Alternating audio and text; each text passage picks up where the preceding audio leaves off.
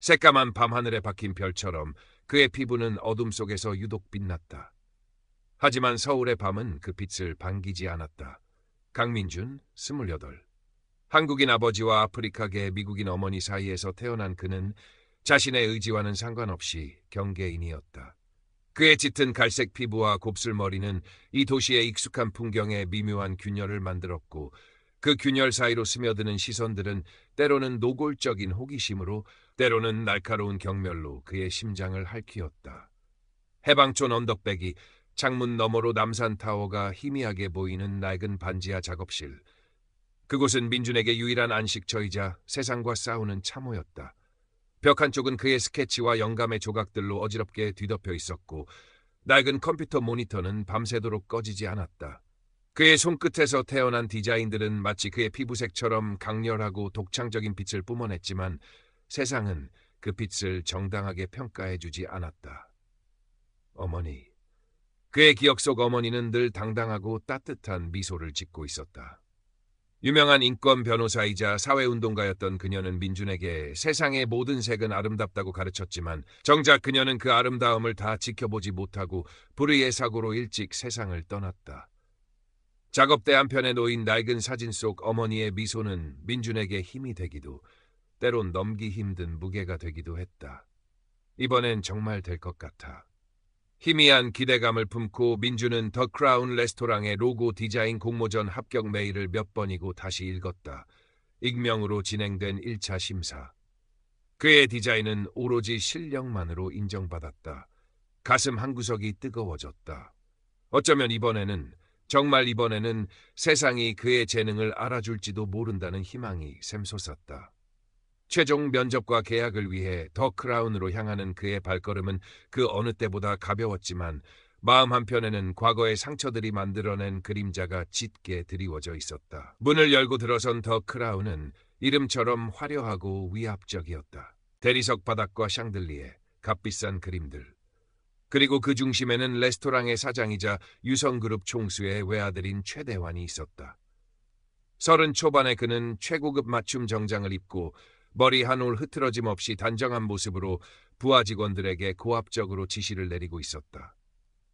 민준이 면접실로 안내되자 최대환은 서류에서 눈을 떼고 그를 위아래로 훑어보았다.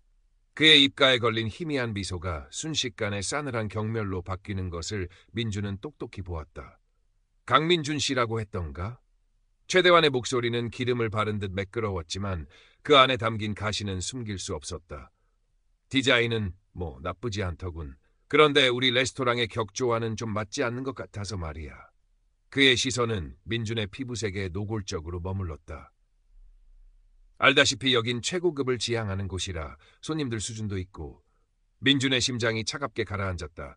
또다시 그의 재능은 피부색이라는 벽에 가로막혔다.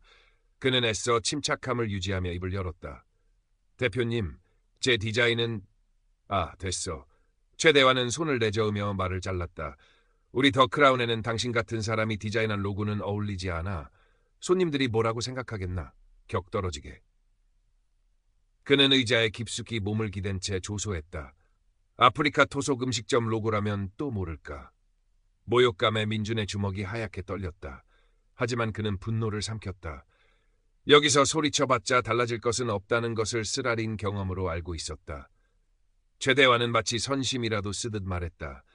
그래도 여기까지 온 정성이 있으니 교통비나 하라고. 그는 지갑에서 빳빳한 5만 원권 몇 장을 꺼내 테이블 위로 던졌다. 돈이 바닥에 나뒹굴었다. 민준은 그것을 줍지 않았다. 대신 최대환의 눈을 똑바로 쳐다보며 나지막하지만 단호하게 말했다. 제 디자인에 대한 평가는 감사하지만 그런 식의 모욕은 사양하겠습니다. 그는 고개를 숙이지 않고 면접실을 나왔다. 등 뒤로 최대환의 비웃음 소리가 들리는 듯했다. 레스토랑을 빠져나오자 차가운 겨울바람이 그의 뺨을 때렸다. 눈물이 핑 돌았지만 그는 울지 않았다. 대신 그의 마음속에는 차가운 분노와 함께 어떤 결심이 자리 잡기 시작했다. 최대환의 책상 위에는 민준이 제출했던 포트폴리오가 놓여 있었다. 그는 민준의 디자인 중 유독 눈에 띄는 하나의 로고 스케치를 가만히 들여다보았다. 입가에는 교활한 미소가 떠올랐다. 멍청한 놈, 아이디어는 쓸만하군. 찬 바람이 민준의 텅 빈 작업실 창문을 두드렸다. 그는 돌아오자마자 캔버스 앞에 주저앉아 한참을 움직이지 않았다. 최대환의 경멸 어린 눈빛과 모욕적인 말들이 귓가에 맴돌며 심장을 후벼 팠다. 분노와 절망감이 온몸을 휘감았다. 그는 수없이 많은 거절과 편견에 익숙해져 있다고 생각했지만 오늘 겪은 일은 그 어떤 때보다 깊은 상처를 남겼다. 마치 그의 존재 자체가 부정당한 느낌이었다. 어머니의 사진이 그를 말없이 바라보고 있었다. 만약 어머니가 살아계셨다면 이럴 때 뭐라고 하셨을까? 민준아, 세상의 모든 색은 저마다의 아름다움을 가지고 있단다. 내 안의 빛을 꺼트리지 마렴. 어머니의 따뜻한 목소리가 환청처럼 들려왔다. 그는 자리에서 일어섰다. 눈물을 닦을 생각도 하지 않은 채 그는 책상 서랍 깊숙한 곳에서 낡은 수첩 하나를 꺼냈다. 어머니의 유품이었다. 그 안에는 어머니가 생전에 만났던 사람들, 그녀가 지지했던 단체들의 이름과 연락처가 빼곡히 적혀 있었다. 민주는 단 한 번도 이 수첩을 들춰볼 생각을 하지 않았었다. 어머니의 세계는 그가 감히 넘볼 수 없는 너무나 크고 무거운 것이라 여겼기 때문이다. 하지만 지금 그는 지푸라기라도 잡는 심정으로 수첩을 넘겼다. 그리고 그 안에서 익숙한 이름을 발견했다. 박선영 변호사. 어머니의 오랜 친구이자 동료였던, 그에게도 몇 번 다정하게 말을 건네주었던 기억이 어렴풋이 떠올랐다. 다음 날 민주는 수소문 끝에 박선영 변호사의 사무실을 찾아갔다. 서초동의 작은 법률사무소. 박선영은 여전히 지적이고 단정한 모습이었지만 눈가에 어린 세월의 흔적이 그녀가 걸어온 길을 말해주는 듯했다. 그녀는 민준을 보자마자 따뜻하게 맞아주었다. 민준이구나. 정말 오랜만이다. 이렇게 커서 내 어머니가 보시면 정말 좋아하셨을 텐데. 민준은 그녀 앞에서 지난밤 겪었던 일을 힘겹게 털어놓았다. 그의 이야기가 이어지는 동안 박선영은 아무 말 없이 그의 눈을 바라보며 귀 기울여 주었다. 그의 이야기가 끝났을 때 그녀는 조용히 입을 열었다. 정말 분하고 속상했겠구나. 그녀의 목소리에는 깊은 공감과 안타까움이 묻어 있었다. 최대환 그 친구, 아니 그 작자, 예전부터 아나무인이더니 변한 게 하나도 없군. 유성그룹 최 회장 아들이라고 아주 제멋대로지. 그녀는 잠시 말을 끊었다가 민준의 손을 가만히 잡으며 말했다. 민준아, 이건 그냥 넘어가서는 안 될 일이야. 이건 명백한 차별이고 어쩌면 아이디어 도용의 문제까지 있을 수 있어. 내 어머니는 내가 이렇게 부당한 일에 주저앉길 바라지 않으셨을 거야. 내 안에는 그 어떤 보석보다 빛나는 재능이 있어. 그걸 세상에 보여줘야지. 박선영 변호사의 단호하면서도 따뜻한 격려에 민주는 자신도 모르게 눈물을 글썽였다. 처음으로 누군가가 자신의 편이 되어준다는 사실에, 그리고 자신의 재능을 인정해준다는 말에 굳게 닫혀있던 마음의 문이 조금 열리는 듯했다. 제가 뭘 할 수 있을까요? 일단 증거를 확보하는 게 중요해. 혹시 어제 대화 내용을 녹음하거나 다른 증거가 될 만한 게 있니? 민주는 고개를 저었다. 너무 경황이 없어서 그런 생각까지는 하지 못했다. 하지만 그는 최대환이 자신의 포트폴리오를 유심히 살펴보던 모습, 특히 특정 로고 스케치에 관심을 보이던 것을 똑똑히 기억하고 있었다. 제 포트폴리오를, 아마 제 아이디어를 도용할지도 몰라요. 그럴 가능성이 충분해. 박선영은 고개를 끄덕였다. 최대환이라면 그러고도 남을 인간이지. 좋아, 일단 우리가 할 수 있는 일들을 차근차근 준비해보자. 그리고 내 어머니가 남기신 또 다른 선물이 있을지도 몰라. 그녀는 의미심장한 미소를 지으며 민준의 낡은 수첩을 가리켰다. 그 안에는 파운데이션 X라는 이름과 함께 국제 전화번호가 적혀 있었다. 내 어머니는 이 재단과 깊은 관계를 맺고 계셨어. 전 세계의 인권과 사회 정의를 위해 일하는 곳이지. 어쩌면 그들이 우리의 든든한 지원군이 되어줄지도 몰라. 한편 최대환은 민준이 두고 간 포트폴리오에서 가장 눈에 띄었던 로고 디자인을 자신의 수석 디자이너에게 넘기며 지시했다. 이거 조금만 다듬어서 더 크라운 공식 로고로 만들어. 최대한 빨리. 그리고 오픈 파티 준비는 어떻게 돼가고 있지? 국내외 VVIP들 초청 명단 다시 한번 체크하고 언론 홍보도 확실하게 해. 이번 파티는 유성그룹의 젊은 피, 최대환의 화려한 데뷔 무대가 될 테니까. 그의 얼굴에는 오만함과 야망이 가득했다. 그는 민준 따위는 이미 까맣게 잊은 듯 보였다. 박선영 변호사의 사무실을 나선 민준의 발걸음은 올 때와는 사뭇 달랐다. 절망감 대신 작은 희망의 불씨가 가슴 속에서 타오르기 시작했다. 그는 곧장 자신의 작업실로 돌아와 컴퓨터를 켰다. 최대환이 자신의 아이디어를 도용할 것이라는 박 변호사의 말은 단순한 추측이 아닐 거라는 불길한 예감이 들었다.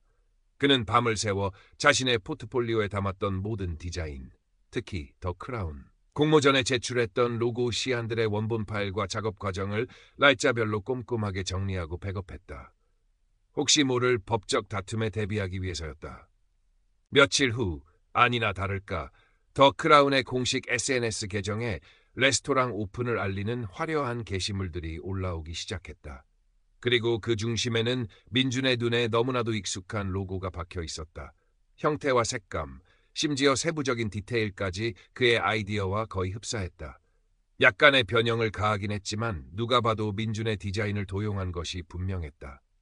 분노가 치밀어 올랐지만 그는 박 변호사의 조언대로 침착하게 모든 게시물을 캡처하고 링크를 저장했다. 예상했던 대로군. 박선영 변호사는 민준이 가져온 자료들을 살펴보며 혀를 찼다. 뻔뻔하기 짝이 없어. 하지만 이건 우리에게 유리한 증거가 될 수 있어. 민준 씨, 이제 싸움을 시작할 준비는 됐나? 민준은 굳게 고개를 끄덕였다. 두려움이 없지는 않았지만 더 이상 물러설 곳이 없었다. 그리고 그는 혼자가 아니었다. 박선영 변호사는 먼저 내용 증명을 작성하여 유성그룹과 더 크라운 측에 발송했다.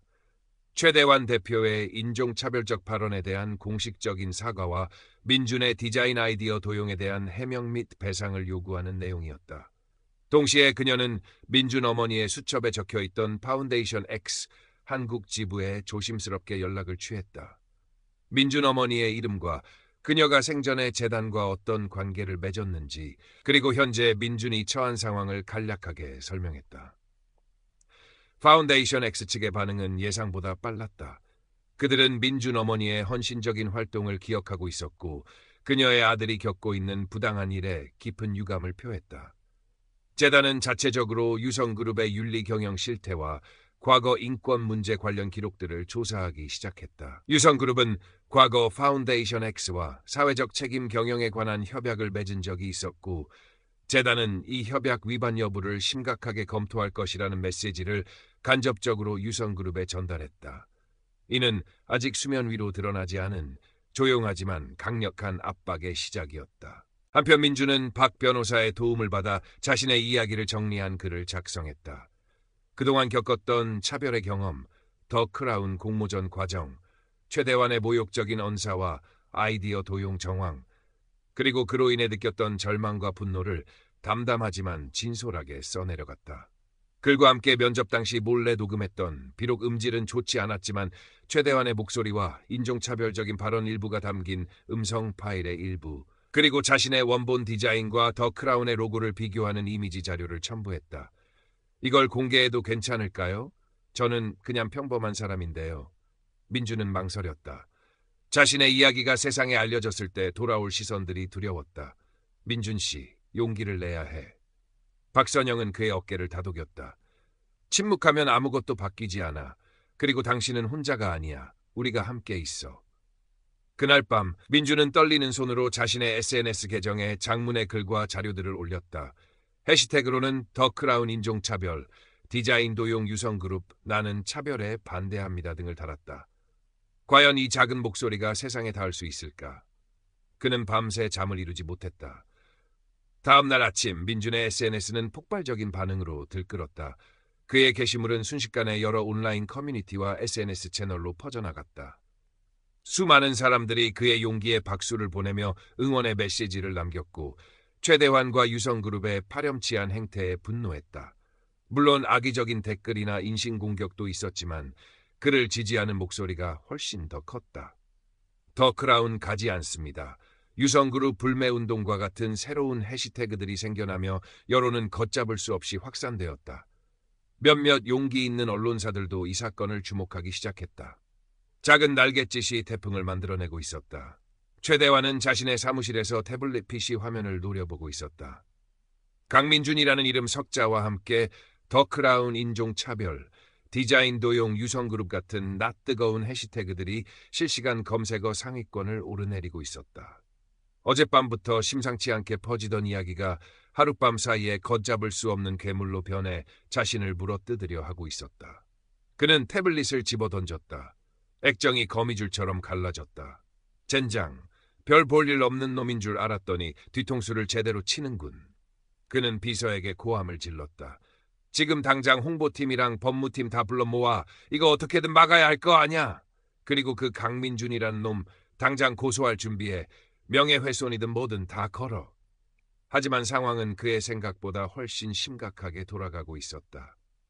유성그룹의 주가는 아침 개장과 동시에 폭락하기 시작했고 그룹 이미지 실추는 물론 예정되어 있던 대규모 투자 유치건까지 흔들리고 있다는 보고가 올라왔다. 설상가상으로 아버지인 최 회장으로부터 불호령이 떨어졌다. 내 놈이 저지른 일이냐? 당장 내 방으로 들어와. 최 회장의 방은 냉기가 감돌았다. 그는 아들의 뺨을 후려쳤다. 이런 어리석은 놈, 고작 계집애 하나 건드린 것도 아니고 이제는 인종차별의 디자인 도둑질까지? 유성그룹 얼굴에 똥칠을 해도 유분수지. 최대환은 부들부들 떨며 변명했다. 아닙니다, 아버지. 저놈이 악의적으로... 닥치지 못할까. 최 회장은 서류 뭉치를 그의 얼굴에 집어던졌다. 이게 뭔지 알아? 파운데이션 X라는 곳에서 온 경고장이야.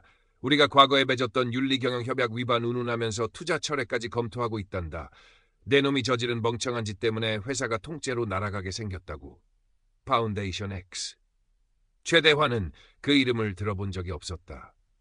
하지만 아버지의 절망적인 표정에서 사태의 심각성을 깨달았다. 그저 하루 이틀 시끄럽다 말 줄 알았던 일이 걷잡을 수 없는 국제 문제로 비화되고 있었던 것이다. 박선영 변호사와 민주는 시시각각 변하는 상황을 예의주시하고 있었다. 여론은 확실히 그들에게 유리하게 돌아가고 있었고 파운데이션 X의 압박은 상상 이상으로 강력했다. 유성그룹은 결국 긴급 이사회를 소집했고 최대환은 모든 직위에서 해제되었다. 그리고 며칠 후 유성그룹은 공식 사과문을 발표했다. 강민준 씨에게 깊은 사과의 말씀을 전하며 로고 디자인에 대한 정당한 보상과 함께 재발 방지를 약속한다는 내용이었다. 하지만 사과문에는 최대환 개인의 인종차별적 발언에 대한 구체적인 언급이나 진정성 있는 반성은 찾아보기 어려웠다. 이걸로 끝낼 생각인가 보군요. 박선영 변호사는 사과문을 읽으며 냉소했다.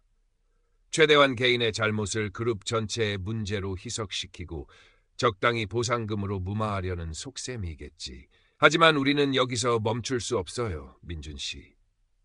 민준도 같은 생각이었다.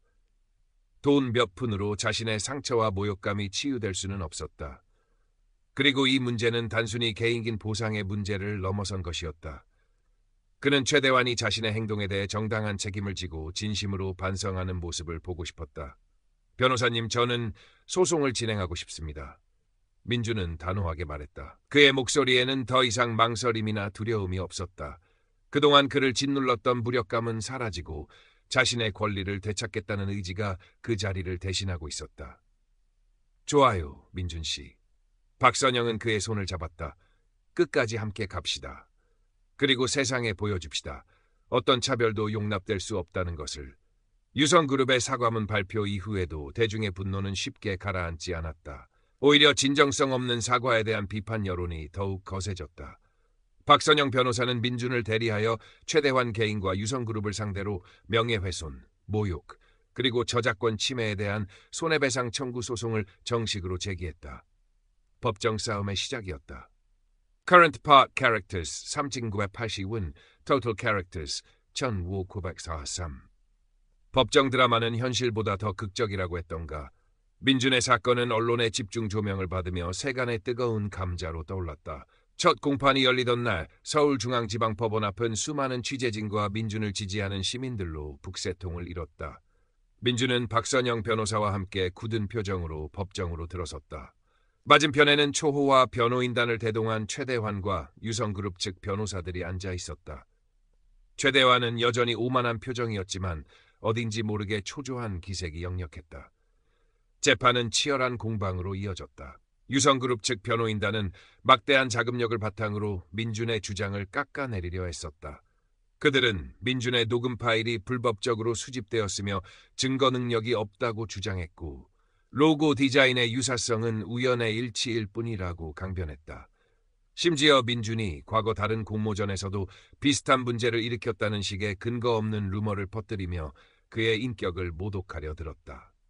하지만 박선영 변호사는 침착하고 논리적으로 반박하며 그들의 주장을 하나하나 격파해 나갔다. 그녀는 국내외 유명 디자인 전문가들의 감정서를 증거로 제출하여 두 로고 사이의 명백한 유사성과 의도적인 도용 가능성을 입증했다. 또한 파운데이션 X를 통해 확보한 유성그룹의 과거 불공정 거래 사례 및 내부 고발 자료들을 제시하며 기업 윤리에 심각한 문제점을 지적했다. 민준의 녹음 파일은 비록 불완전했지만 당시 상황을 뒷받침하는 다른 증인들의 증언과 정황 증거들이 더해지면서 재판의 흐름은 조금씩 민준에게 유리하게 기울기 시작했다. 가장 결정적인 순간은 민준이 증인석에 섰을 때였다. 그는 떨리는 목소리였지만 눈앞에 판사와 배심원 그리고 최대환을 똑바로 바라보며 자신이 겪었던 일과 그로 인해 느꼈던 감정들을 진솔하게 털어놓았다. 저는 단지 제 능력을 인정받고 싶었습니다. 제 피부색이나 배경이 아니라 오로지 제가 만든 디자인으로 평가받고 싶었습니다. 그의 목소리가 법정 안에 울려 퍼졌다. 하지만 최대환 씨는 제게서 그 기회를 빼앗아갔습니다. 그는 제 디자인뿐만 아니라 저의 자존감과 인간으로서의 존엄성까지 짓밟았습니다. 그가 제게 던졌던 모욕적인 말들은 평생 잊을 수 없을 겁니다. 그는 잠시 말을 멈췄다가 결연한 표정으로 말을 이었다. 저는 오늘 이 자리에 돈을 받기 위해 선 것이 아닙니다. 저는 정의를 원합니다. 그리고 저와 같은 아픔을 겪는 다른 사람들이 더 이상 생기지 않기를 바랍니다. 어떤 사람도 자신의 외모나 배경 때문에 차별받아서는 안 됩니다. 모든 사람은 존중받을 권리가 있습니다. 민준의 진심 어린 증언은 법정 안의 모든 사람들에게 깊은 울림을 주었다. 배심원석에선 몇몇 사람들이 눈가를 훔치는 모습도 보였다. 최대환은 창백해진 얼굴로 고개를 숙이고 있었다. 그의 오만함 뒤에 숨겨져 있던 초라한 본 모습이 만천하에 드러나는 순간이었다. 몇 차례의 공판이 더 이어진 후 드디어 선고일이 다가왔다. 법정은 숨막히는 긴장감으로 가득 찼다. 판사는 엄숙한 목소리로 판결문을 읽어 내려갔다. 피고 최대환은 원고 강민준에게 인종차별적 발언과 모욕 행위를 한 사실이 인정되며 이는 원고의 인격권을 심각하게 침해한 행위이다. 또한 피고 유성그룹은 원고의 로고 디자인 아이디어를 무단으로 도용하여 저작권을 침해하였음이 명백하다. 이에 재판부는 피고 최대환과 유성그룹에게 공동으로 원고 강민준에게 위자료 및 손해배상금, 구체적인 금액 언급을 지급하고 주요 일간지와 유성그룹 홈페이지에 공식 사과문을 일주일간 게시할 것을 명령한다. 판결이 내려지는 순간 민준은 자신도 모르게 눈물을 흘렸다. 기쁨과 안도감, 그리고 그동안의 서름이 한꺼번에 북받쳐 올랐다. 박선영 변호사가 그의 어깨를 따뜻하게 감싸주었다. 법정 밖에선 민준의 승소를 축하하는 사람들의 환호성이 터져나왔다. 최대환은 굳은 표정으로 법정을 빠져나갔고 그의 등 뒤로 수많은 카메라 플래시가 터졌다. 그의 하얀 피부와 사회적 지위는 더 이상 그를 지켜주지 못했다. 그의 몰락은 한 개인의 추락을 넘어 우리 사회에 만연한 차별과 특권의식에 대한 준엄한 경고였다. 재판이 끝난 후 민준의 삶에는 많은 변화가 찾아왔다. 그는 더 이상 어둡고 습한 반지하 작업실의 무명 디자이너가 아니었다. 그의 용기 있는 이야기는 많은 사람들에게 영감을 주었고 그의 디자인은 국내외 여러 기업으로부터 러브콜을 받기 시작했다. 그는 한 공정무역을 지향하는 사회적 기업과 손을 잡고 새로운 브랜드의 로고와 디자인 패키지를 개발했고 그 제품들은 큰 성공을 거두었다. 그의 이름 앞에는 세상의 편견에 맞선 용기 있는 디자이너라는 수식어가 붙었다. 최대환과 유성그룹은 법원의 판결에 따라 그에게 배상금을 지급하고 공식 사과문을 게시했지만 이미 실추된 이미지와 신뢰를 회복하기는 어려웠다. 최대환은 모든 경영 일선에서 물러났고 한동안 대중의 시선에서 사라졌다. 그의 레스토랑 더 크라운은 결국 문을 닫았고 그 자리는 얼마 지나지 않아 젊은 청년 창업가들이 운영하는 소박하지만 개성 넘치는 식당으로 바뀌었다. 마치 시대의 변화를 상징하는 듯했다. 민주는 배상금의 일부와 파운데이션 X의 지원, 그리고 자신의 성공으로 얻은 수익을 모아 작은 재단을 설립했다. 이름은 색채 너머 Beyond Colors. 자신처럼 사회적 편견과 차별 속에서 재능을 펼치지 못하는 소수자 예술가들을 발굴하고 지원하는 재단이었다. 그는 더 이상 자신의 피부색을 숨기거나 부끄러워하지 않았다. 오히려 그것을 자신의 정체성이자 예술적 영감의 원천으로 받아들였다. 그의 작업실은 더 이상 어둡고 외로운 공간이 아니었다. 다양한 배경과 이야기를 가진 젊은 예술가들이 모여 서로의 꿈을 응원하고 새로운 아이디어를 나누는 활기찬 공간으로 변모했다. 어느 늦은 봄날 민주는 색채 너머 재단의 첫 번째 신진 작가 전시회 오프닝에 서 있었다. 전시회장은 그의 손길이 닿은 따뜻하고 감각적인 디자인으로 꾸며져 있었고 벽에 난 국적과 배경을 가진 젊은 작가들의 개성 넘치는 작품들이 걸려 있었다. 그 작품들 속에는 아픔과 절망, 그리고 그것을 극복하려는 희망과 용기가 다채로운 색깔로 표현되어 있었다. 박선영 변호사도 민준의 초대를 받아 전시회에 참석했다. 그녀는 어느새 훌쩍 성장하여 자신만의 길을 당당하게 걸어가고 있는 민준을 대견한 눈빛으로 바라보았다. 민준아, 정말 멋지구나. 내 어머니가 이 모습을 보셨다면 얼마나 자랑스러워하셨을까. 민준은 부드럽게 미소 지었다. 변호사님 덕분입니다. 그리고 어머니께서 하늘에서 지켜보고 계실 거라고 믿어요. 그때 한 무리의 아이들이 전시장에 들어섰다. 다문화 가정 아이들을 위한 미술교육 프로그램에 참여하고 있는 아이들이었다. 아이들은 민준을 발견하자 환호성을 지르며 그에게 달려와 안겼다.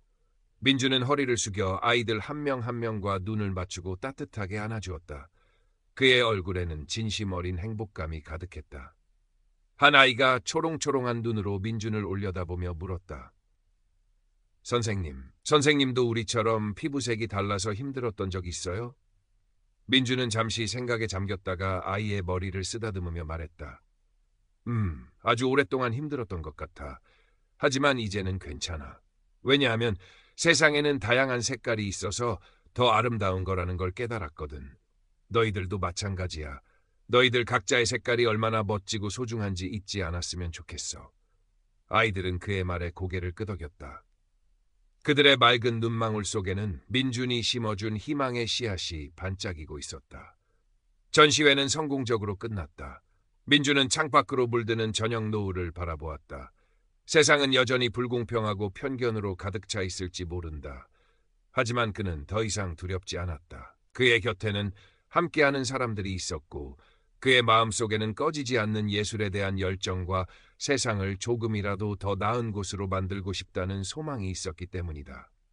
그의 작은 날갯짓은 이제 더 많은 사람들에게 영감을 주며 더 큰 파장을 만들어낼 준비를 하고 있었다. 그의 피부색은 더 이상 그를 가두는 감옥이 아니었다. 그것은 세상을 더욱 다채롭게 만드는 특별한 팔레트였다. 서울의 밤하늘은 여전히 어두웠지만 이제 민준의 마음속에는 그 어떤 별보다 밝게 빛나는 자신만의 별이 떠 있었다. 그는 그 별빛을 따라 묵묵히 자신의 길을 걸어갈 것이었다.